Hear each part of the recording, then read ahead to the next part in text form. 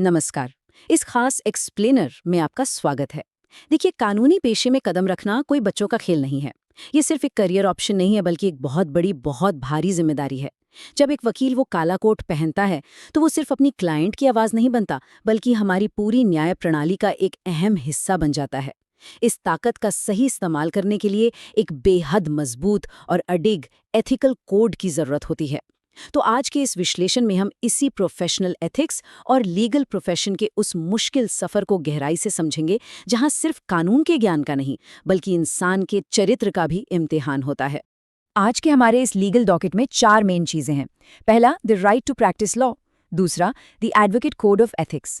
तीसरा, misconduct and disciplinary action. और चौथा, बार और बेंच के इकोसिस्टम को समझने के लिए अकाउंटिंग एंड कोर्टरूम रिलेशंस। चलिए सीधा शुरू करते हैं। तो सबसे पहले आते हैं सेक्शन 1 पर, the right to practise law, earning the privilege. एक बात बिल्कुल क्लियर कर दूं, किसी भी जज के सामने खड़े होकर दलील पेश करने का अधिकार कोई जन्मसिद्ध अधिकार नहीं है। ये एक प्रिविलेज है जिसे आपको अपनी मेहनत से कमाना पड़ता है। अगर हम इतिहास के पन्ने पलटे तो भारतीय कानूनी पेशे का विकास कई अलग अलग चरणों से गुजरा है। मुगल काल में वकील्स का एक बहुत ही इनफॉर्मल सा सिस्टम हुआ करता था। फिर ब्रिटिश दौर आया और 1926 बार काउंसिल्स एक्ट ने इससे थोड़ा रेगुलेट किया। लेकिन असली गेम चेंजर तो आज़ादी के बाद आया, एडवोकेट्स एक्ट 1961। इस एक्ट ने बैरिस्टर और प्लीडर जैसी पुरानी कैटेगरीज को हमेशा के लिए खत्म कर दिया और पूरे भारत के लिए एडवोकेट की एक सिंगल यूनिफाइड क्लास बना दी। अब एडवोकेट बनने का रास्ता कोई हाईवे नहीं है, ये काफी मुश्किल है। सेक्शन 24 के तहत कुछ बेहद सख्त रिक्वायरमेंट्स हैं जिन्हें आपको पूरा करना ही होगा।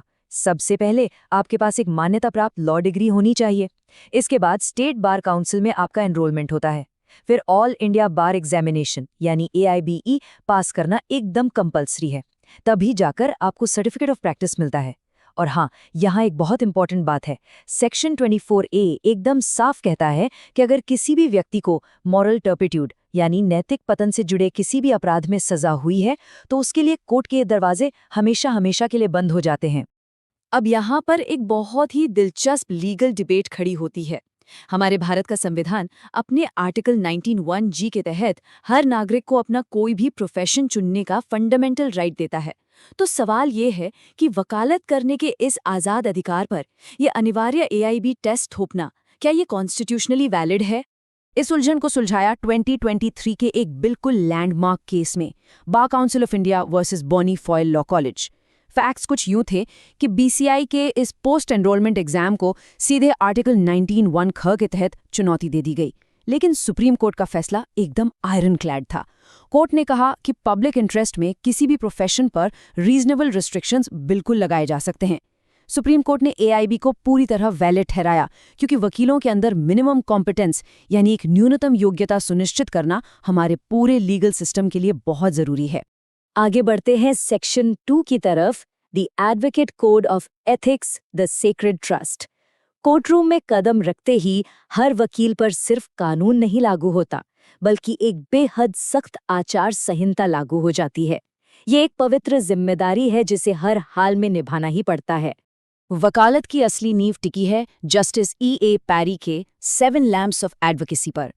एक सफल और एथिकल वकील के अंदर ये 7 गुण तो होने ही चाहिए: ऑनेस्टी, करेज, इंडस्ट्री, विट, एलोक्वेंस, जजमेंट और फेलोशिप।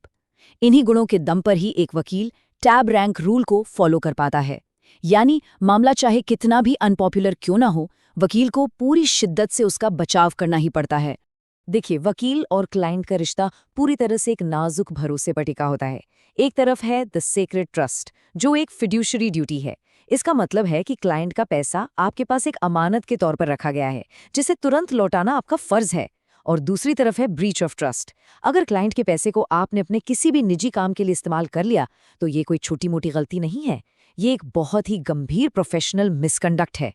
इस बात की गंभीरता को समझने के लिए VC रंगदुराई वर्सेस D गोपालन का 1979 का केस देखते हैं। इसमें हुआ ये कि एक वकील ने कोर्ट द्वारा दिए गए क्लाइंट के पैसे को अपने खुद के पर्सनल यूज में उड़ा दिया। सुप्रीम कोर्ट ने यहाँ बहुत कड़ा रुख अपनाया और साफ कहा कि वकील और क्लाइंट का रिश्ता एक फिड्यूसरी सीक्रेट ट्रस्ट है। इस पैसे की हेराफेरी का नतीजा क्या हुआ? उस वकील का नाम हमेशा के लिए बार के रोल से ही हटा दिया गया। सीधा करियर खत्म। अब आते हैं हमारे तीसरे हिस्से पर, misconduct and disciplinary action crossing the line.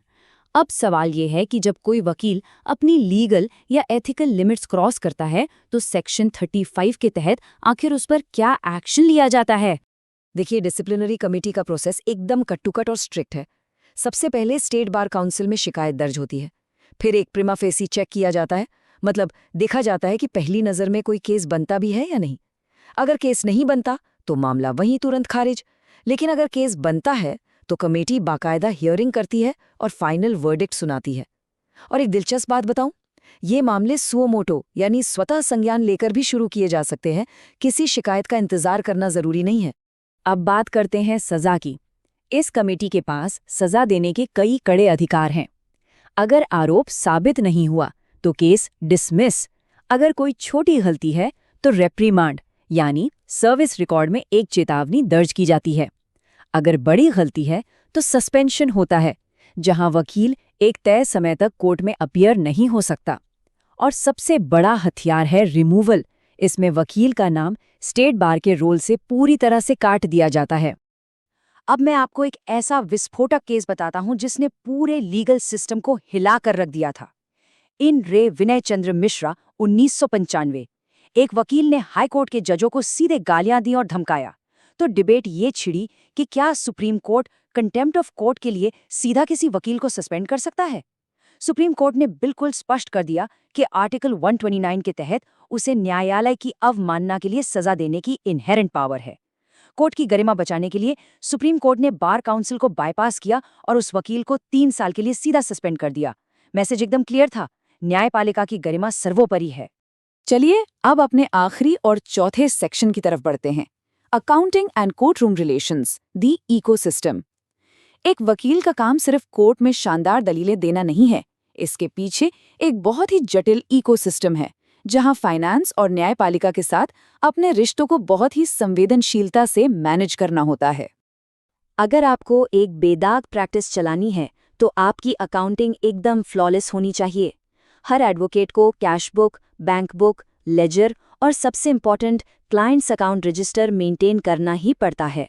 Rule एकदम सिंपल है, क्लाइंट के ट्रस्ट मनी को अपने पर्सनल फंड से पूरी तरह अलग रखिए।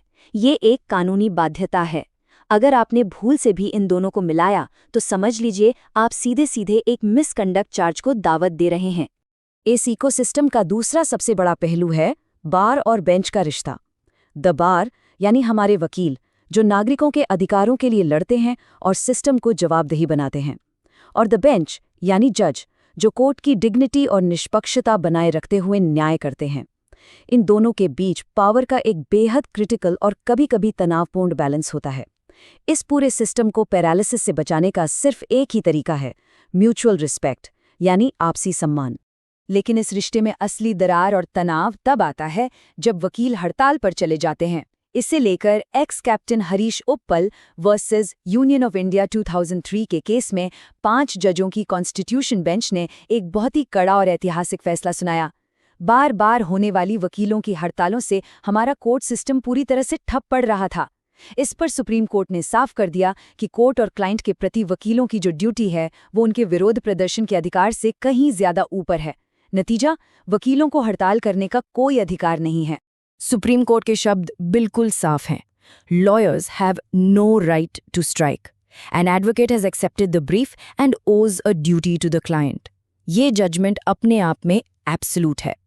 देखिए, एक दिन का टोकन या सिंबॉलिक विरोध शायद एक बार को बर्दाश्त कर लिया जाए, लेकिन कोर्ट का पूरा बहिष्कार कर देना या अपने क्लाइंट को बीच में छोड़ देना, ये ड्यूटी का एक ऐसा भयानक उल्लंघन है जिसे किसी भी कीमत पर माफ नहीं किया जा सकता।